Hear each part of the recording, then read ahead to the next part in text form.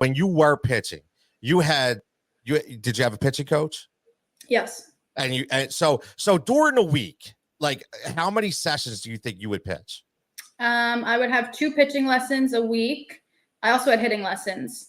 And then obviously high school, you're practicing 5 days a week, and you would maybe have a travel practice in once a week if you could squeeze time in, but you're playing tournaments on the weekends and you're almost playing softball 7 days a week.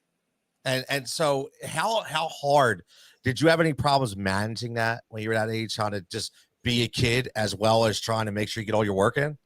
Yeah, that was the hard part, obviously with school and everything. And there are some times where, my friends were all hanging out and I was at pitching lessons for 2 hours, dying in the heat and, in the summer. And it's hard. But like I said, back to travel, like I had a happy medium where I definitely got, enough of a social life. I got to live down the shore in the summer while still coming home for tournaments and practices. But you don't see that a lot or at all. So I was grateful that was able to happen for me, but a lot of my friends on travel teams, that was not the case. Their summer was taken over with traveling.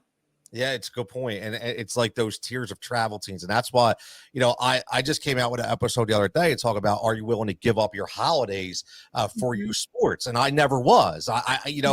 Again, when we were in Northampton, we didn't play every weekend. Your dad would select specific tournaments that we would go to, which was great. But you're right. You'd see these upper echelon elite, travel teams that every weekend they're going to Brazil, they're going to Georgia. It's like, when do you even have time to breathe? I mean, it's so tough. I'm so glad you made that point, because I try to explain that you have to be a kid too. Like and in a way, I feel like you can treat that travel team as a social environment as well, because like you said, you're with your friends. And even when you go to the tournament, it's like, okay, you go to Ocean City, Maryland, but you play the game and then you get the whole night that you get to hang out with your friends, right?